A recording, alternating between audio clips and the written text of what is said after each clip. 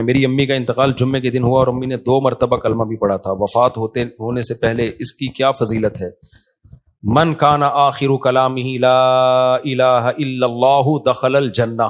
نبی صلی اللہ علیہ وسلم نے فرمایا جس کا آخری کلام لا الہ الا اللہ تھا وہ جنت میں داخل ہوگا. لیکن بہرحال علماء نے اس حدیث کی تشریح میں لکھا ہے کہ اس سے وہ مراد ہے جو کبیرہ گناہوں سے بچتا ہو. تو اس طرح کی حدیثوں کا یہ مطلب ہوتا ہے. لیکن بہرحال حدیث کے ظاہری الفاظ یہی ہیں, اللہ کی رحمت سے امید لگائی جا سکتی ہے کہ شاید اللہ تعالیٰ, کیونکہ یہ بھی توفیق بھی ملنا بڑی بات ہے. موت کے وقت جو ہے نا اچھی حالت میں موت ہونا یہ اللہ کی بہت بڑی نعمت ہے. اس سے پناہ مانگا کرو کہ فلم دیکھتے ہوئے یا کوئی الٹا کام کرتے ہوئے موت آ جائے. اس سے پناہ مانگا کرو اللہ تعالیٰ. الٹے کام پہ آپ لوگ بہت ہنس رہے ہو, تو جو ہے پناہ مانگا کرو اللہ تعالیٰ کی. تو کوئی اچھے کام پہ نماز پڑھتے ہوئے, روزہ رکھتے ہوئے, اماں کے پاؤں دباتے ہوئے موت آئے نا ابا اماں کے, تو یہ اچھی موت ہے. مفتی صاحب یہ ہو گیا میرے بھائی وفات. اچھا میں اپنی والدہ سے بہت اٹیچ تھا. میری امی کینسر کی مریضہ تھی, میں ان کی تمام دیکھ بھال کرتا تھا, کوئی نہیں تھا. مجھے ان کے آخری لمحات یاد آ رہے ہیں. تو یہ والدین کا ٹاپک ایسا ہے نا کہ یہ میرے سامنے چھیڑا ہی نہیں کرو, سمجھ رہے ہو. تو دیکھو یہ اب موت تو ہو گئی, لیکن آپ کے لیے بھی اچھی موت ہے کہ آپ نے والدہ کی خدمت کی آخری عمر میں. تو جب والدہ کی خدمت کی تو مرنا تو تھا ہی نا, تو کتنی اچھی موت ہو گئی کہ آپ کو خدمت کی توفیق مل گئی. خدا نخواستہ کوئی جھگڑا ہو جاتا, کوئی اونچ نیچ ہو جاتی, وہ ناراض چلی جاتی ہیں, آپ ساری زندگی ایک غم رہتا. تو جو کام ہو جائے نا اس پہ پھر نہیں غم کرنا چاہیے. اس میں شریعت نے کہا ہے جو ہوا بہتر ہوا, تو بچانے کی پوری کوشش کرنی چاہیے. لیکن موت ہو گئی تو اب اس پہ صبر کرو, بولے یار چلو خدمت کا موقع تو مل گیا نا. اسلام میں غم منانا, سوچ کے غمگین ہونا, اس کی کوئی فضیلت نہیں ہے. اسلام میں یہ کہ خوش رہنا سیکھو. ہاں اللہ کی طرف سے کوئی غم آ رہا ہے تو ایک الگ بات ہے. تو اسلام آپ کو غمزدہ دیکھنا پسند نہیں کرتا, اسلام آپ کو خوش رہنا. اسلام کہتا ہے بس ایک غم ہونا چاہیے, وہ کیا ہے؟ آخرت کا. اس کی شریعت میں فضیلت ہے. باقی اپنی زندگی وہ غم لیس بناؤ. آج ایک بندہ آیا, جیسے بعض خواتین آتی ہیں نا, شوہر بہت ٹینشن دے رہا ہوتا ہے, میں ان کو کہتا ہوں شوہر لیس ہو جاؤ فوراً. ٹینشن لینے کا نہیں. میں نے کہا شادی سکون کے لیے کی تھی نا, جب سکون ہی نہیں مل رہا تو میاں لیس, اس کو طلاق مانگو, اس سے کوئی بھی طریقہ اختیار کرو جان چھڑانے کا.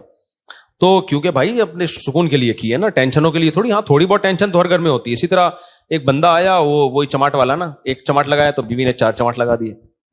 تو اور پتہ نہیں کیا کیا ہو رہا ہے. آپ لوگ کبھی میرے ساتھ خوشبو لگا کے آؤ, کبھی بیٹھو. اب ظاہر لوگوں کے راز فاش ہوتے ہیں, اس لیے میں یہ باتیں کرتا نہیں, اور میرا مقصد کسی کا مذاق اڑانا نہیں ہوتا. سب کے ساتھ ایسا ہو سکتا ہے, لیکن میں صرف بتا رہا ہوں کہ سوسائٹی مارکیٹ میں ہو واٹس گوئنگ آن, مارکیٹ میں ہو کیا رہا ہے. تو ایسے موقع پہ پھر میں لوگوں کو ڈیورس کا مشورہ دے رہا ہوتا ہوں کہ بھائی جب اتنی نوبت ہے تو فارغ کرو میرے بھائی.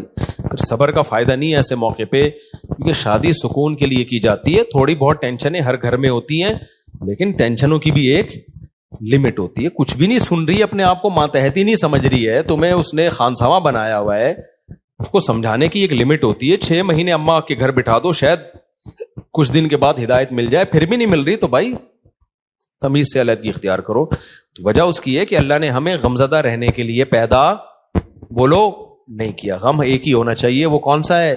آخرت. تو خوش رہنا چاہیے انسان کو. اللہ کو خوش لوگ کیا ہے؟ پسند ہے. نبی حضرت ابو ہریرہ نے فرمایا کہ نبی صلی اللہ علیہ وسلم نے جب بھی مجھے دیکھا ہے, زندگی میں کبھی ایسا نہیں ہو کہ آپ نے مجھے دیکھا اور مسکرائے نہ ہو. حالانکہ نبی کا غم سب سے بڑا غم تھا نا, امت کی فکر تھی, لیکن اپنے ساتھیوں کے ساتھ ایٹیٹیوڈ کیا تھا آپ کا؟ جب بھی دیکھتے مسکراتے. اور ہم لوگ کیا ہیں, جب بھی دیکھو ایسا لگتا ہے کوئی نیا ٹینشن چل رہی ہے اس کے ساتھ, نئی ٹینشن چل رہی. خوش رہنا سیکھنا چاہیے, سمجھ رہے ہو. مسکراتے چہرے سے ملا کرو, ٹینشن فری. امریکہ میں $10 کی ایک چھولے کی پلیٹ ملتی ہے صبح ناشتے میں نا, پراٹھے کے ساتھ. جو لوکل ہوٹل, جو پاکستانی کے ہوٹل, $10 کا مطلب پتہ ہے کیا؟ 2750. مہنگائی وہاں ہے میرے بھائی, یہاں نہیں ہے. یہاں تو چھولے کی پلیٹ فری میں آ رہی ہوتی ہے. پراٹھا خریدو, بعض دفعہ ویسی فری میں ڈال کے دے دیتا ہے. آپ ڈالر پہ ترس رہے ہو, تو وہاں خرچہ بھی تو ڈالر میں ہی ہو رہا ہے, سمجھ رہے ہو. تو اس لیے پاکستانی کرنسی میں اگر کما رہے ہو تو کھا بھی کس میں رہے ہو, اسی میں. وہاں جاؤ گے تو ڈالر میں کماؤ گے تو کھاؤ گی بھی کس میں. میں جاپان میں جو فاسٹ ٹرین میں بیٹھا ہوں نا میں, یہ زوم آپ کرو انجوائے, اس کا ٹکٹ پتا ہے کتنے کا تھا؟ جب مجھے پتا چلا میرے ہوش اڑ گئے. میں نے کہا ٹانگا گدھا رکشا صحیح ہے میرے بھائی, یہ بس دکھانے کے ہیں. لوگوں کی جائیدادیں بک جاتی ہیں ان ٹرینوں میں, بہت لگژری لوگوں کا کام ہے وہ, بس وہ ڈرائیور ہی بیٹھے اس میں. تو بہت مہنگائی ہے, تو آپ بہت مزے میں ہو. اور وہاں ٹیکس اتنا ہے, آپ کی اگر 40 لاکھ تنخواہ ہے نا,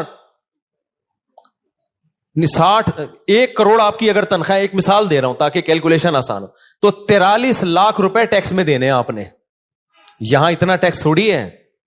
پھر لوگ اس پہ خوش ہوتے ہیں, ہم ٹیکس دے رہے ہیں لیکن علاج ہمارا فری میں ہے, بچوں کی تعلیم ہماری فری میں. فری میں کہاں ہے؟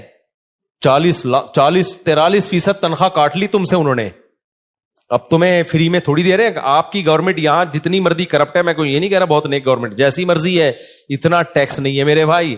تنخواہ پوری آ رہی ہے آپ کے پاس, تو اس میں آپ اپنے بچوں کی فیس بھر لیتے ہو, وہ اتنی نہیں ہوتی, 43% نہیں ہوتی, وہ سمجھتے ہو آپ کے سارے خرچے نکل رہے ہوتے ہیں. نہیں آ رہی میرا خیال ہے بات.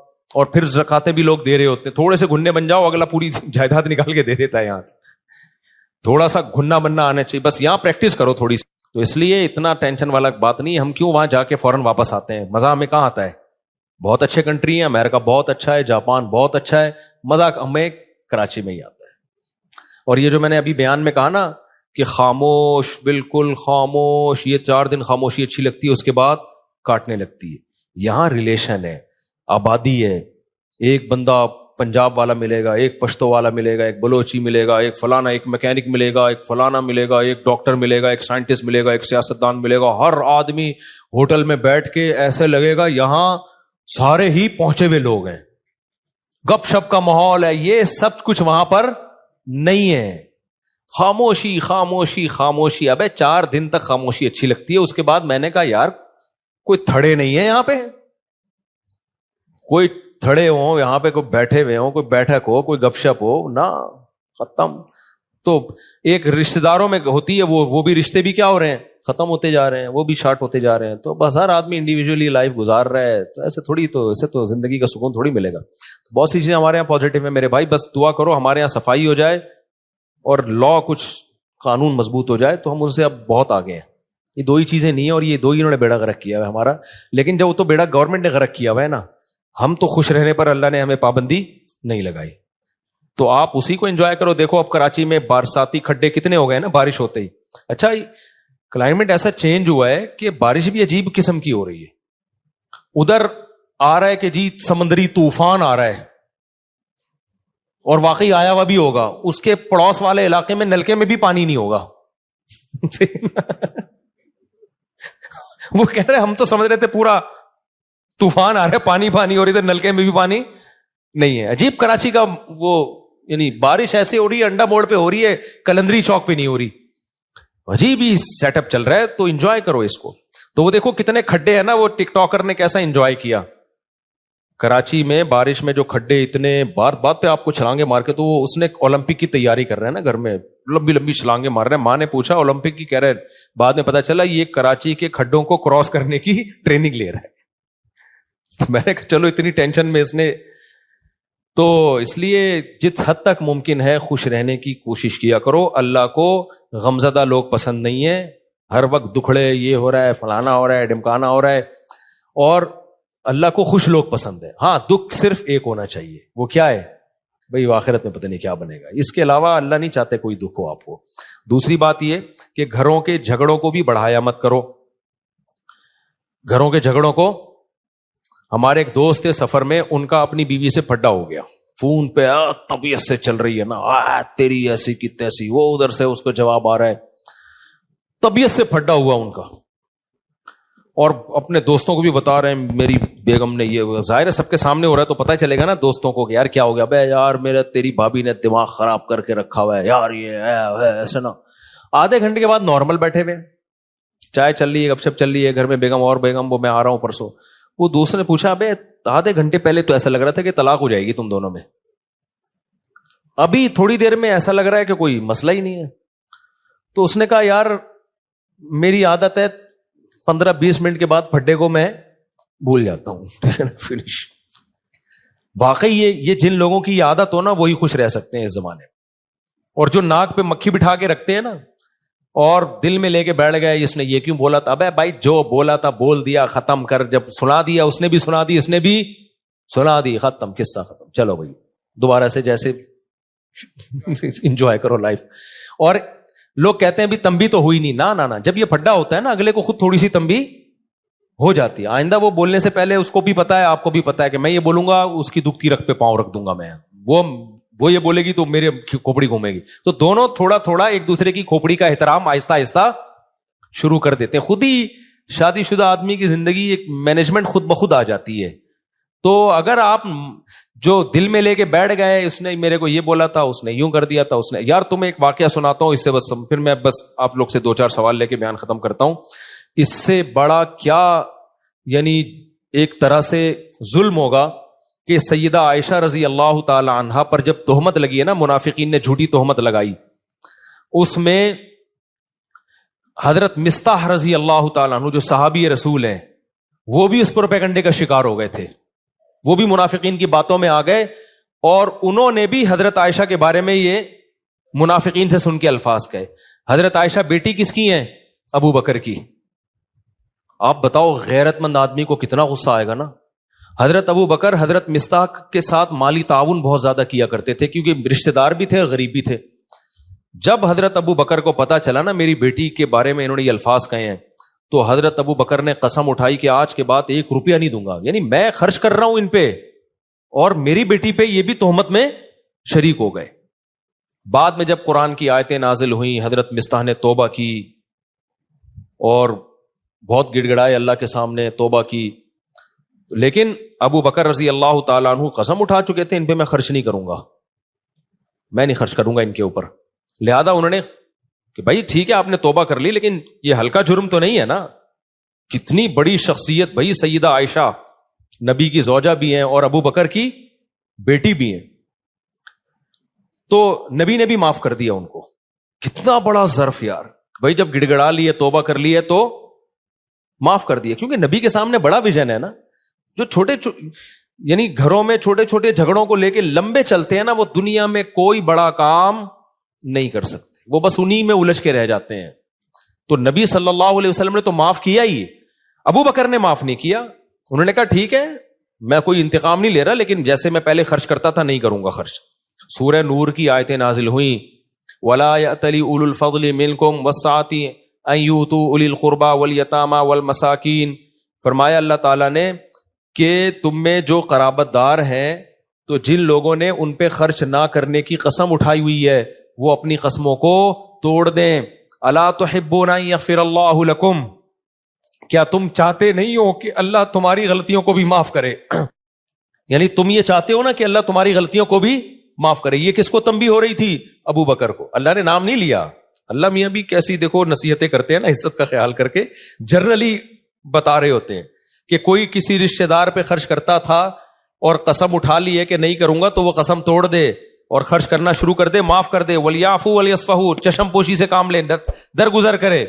الا تحبون ان یغفر اللہ لکم، کیا تم نہیں چاہتے کہ اللہ بھی تمہاری غلطیوں کو معاف کرے؟ جب یہ آیت نازل ہوئی ہے ابو بکر نے کہا کیوں نہیں ہے اللہ، میں چاہتا ہوں تو میری غلطیاں معاف کر. یعنی اگر میں ان کو معاف کروں گا تو کل تو قیامت میں میری غلطیاں بھی معاف کرے گا، تو کیوں نہیں معاف کروں گا میں؟ کتنی بڑی غلطی کو معاف بھی کیا اور دوبارہ حضرت مستح کو پر صدقہ کرنا شروع کر دی. تو جو آدمی معاف نہیں کرتا نا، بغض رکھتا ہے، وہ ڈپریشن اور ٹینشن میں رہتا ہے. اور جو دماغ کو صاف اور پاک کر کے سوتا ہے کہ یار جو تھا قصہ ختم، تو وہ ڈپریشن سے آزاد ہوتا ہے. تو ہم لوگ جھگڑوں کو لے کے بیٹھے رہتے ہیں اتنے لمبے لمبے کہ اس نے میرے کو یہ بولا تھا، اس نے میرے کو یہ بولا تھا، اس نے مجھے یوں کیا تھا. ابے چھوڑ دے یار، ٹھیک ہے اپنے آپ کو بھی ریلیکس کر، دوسرے کو بھی ٹینشن سے باہر نکال. تو اس لیے میرے بھائی خوش رہنا سیکھو. اور جس آدمی کے دل میں کینہ ہو، بغض ہو، چیزوں کو لے کے بیٹھتا ہو، وہ کبھی بھی خوش نہیں رہ سکتا، جلتا کڑتا ہی رہتا ہے، منفی باتیں ہی کرتا رہتا ہے. تو دل کو صاف رکھنا چاہیے انسان کو تاکہ آگے چلے، پھر وہ آگے کے کام کر سکے. انہی میں الجھ کے رہ جائے گا نا. ایک کسٹمر نے یوں کر دیا تھا تو اس کو سنا دی، وہ کسٹمر ہی مارکیٹ سے شارٹ ہو گیا، کاروبار اپنا ٹھپ ہو گیا. تو کوئی سوال کسی نے پوچھنا ہے تو بھائی پوچھ لے، پھر ختم کرتے ہیں. اللہ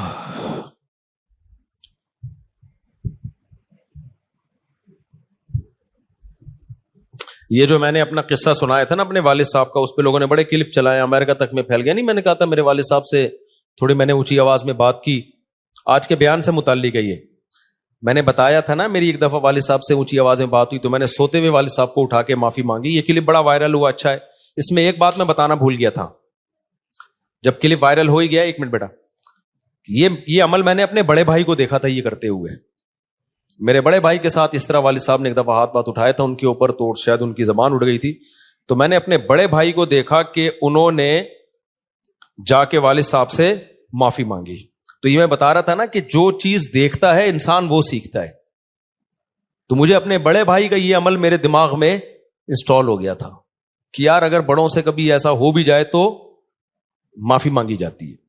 تو اس لیے میں کہتا ہوں کہ اپنے ماں باپ کی خدمت اپنے بچوں کے سامنے کر لو تاکہ تمہارے بچوں کو پتا چلے کہ انہوں نے بھی تمہیں بڑھاپے میں سنبھالنا ہے. سمجھتے ہو گے نہیں سمجھتے؟ اپنی ماں کی خدمت اپنے بچوں کے سامنے کر لو تاکہ بچوں کو پتا چلے کہ جو تمہاری بیٹیاں ان کو پتا چلے کہ بھئی ہم نے بھی اپنی ماں کو بڑھاپے میں سنبھالنا ہے.